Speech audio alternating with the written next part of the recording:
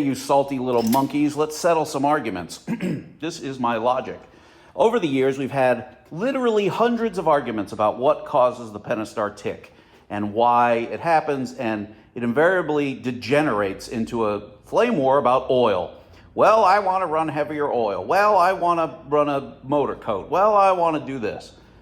And then I provide my evidence to why it has nothing to do with the oil other than you should always be running the correct 5W20 oil synthetic, Pennzoil Platinum, for other reasons. Because it's what was first put in your engine. The engine was designed with that oil in mind as the factory engine. If you go to the dealer, that's the oil they put in it. It's a full synthetic, and it's $22.97 at Walmart for a 5-quart jug. Why would you use anything else? Nonetheless, let's talk about the tick. Here's what the tick is, what causes it, and why oil is not the issue, nor is excessive idling, which is another huge argument I've had many times. It is not caused by excessive idling, and I'll show you why.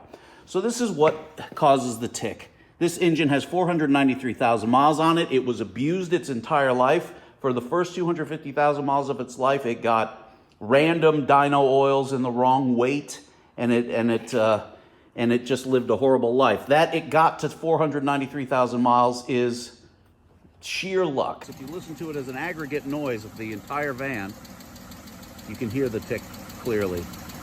They will all tick a little bit, but it's more like a light chatter, like a typewriter. That is, you know.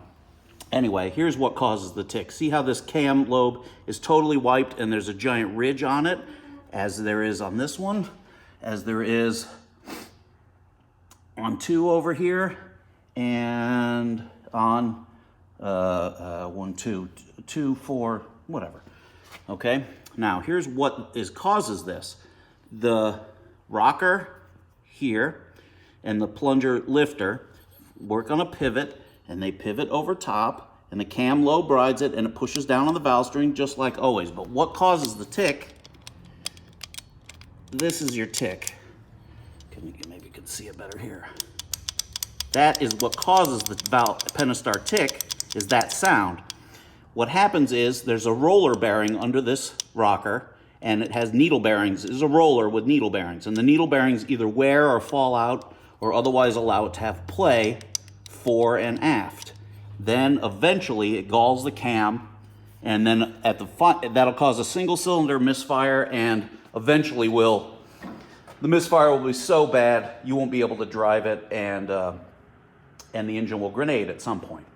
Not grenade, but I mean it will seize up and stop working, and you'll need a new engine if you leave it alone. The fix for this, of course, is to go in, remove the camshaft, put in new rockers and lifters, and replace any cams that have been galled, because it's hard to see, of course, but that ridge is gigantic, and it should be smooth, and so that the cam can roll on it, or the lifter can roll on, the rocker rather can roll on it. Okay, but here's the whole point of this video, and why this isn't caused by oil, because I have empirical evidence, not just guesswork.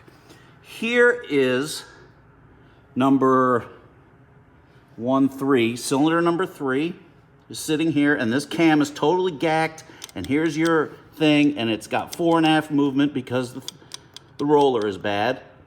Here is a cam right next to it that has lived in the exact same conditions for 493,000 miles that didn't do it. And if it was caused by oil, they would all do it all the time, all engines, and certainly all cylinders, and certainly adjacent cylinders. Not adjacent, this is the same cylinder. It's 4 valves per cylinder. These are 2 exhaust valves, these are 2 intake valves. Directly across from it over here, we have one totally shot rocker needle roller thing, and the one next to it is perfectly fine. Over here, we have one totally shot and this next one. So this is the science of it, in that they have lived in the exact same spot, under the exact same conditions, for the exact same amount of times and miles. I mean, literally, the number of revolutions are exactly the same, and they have failed differently from each other. Why? Well, the answer has, in my opinion, again, it is opinion, but it has something to do with the design and or metallurgy of the needle bearings in the rocker. If those needle bearings were bigger, or if they were of a different metallurgy, then there would never be any random failure and you would never have a Pentastar tick. Or you wouldn't have it in any kind of reasonable amount of time frame. As I say, 500,000 miles. This engine now has, what, 4 cylinders that are eventually going to be misfiring. But most of them, of course, 1 cylinder does it first. But the logic that it would be caused by oil or caused by idling is flawed, because every idling vehicle then would do it at the exact same time in the exact same way. And the people who's feeling that it's caused by low oil pressure is also flawed, because they all have the same oil pressure, and some of them do it and some of them don't. So you can rule out oil pressure.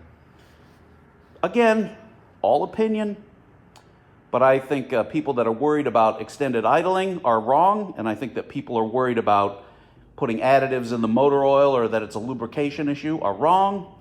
And I also think that, who else is wrong? Anybody that likes clowns is wrong. Clowns are just bad, and so on and so forth. So in my opinion, to my way of thinking, my empiricism and my evidence-based conclusions, this is conclusive proof that it is not caused by oiling or idling. Thank you. Thank you. I thank you. I'd like to thank the Academy, and I'd like to thank you for letting me pontificate. Carry on.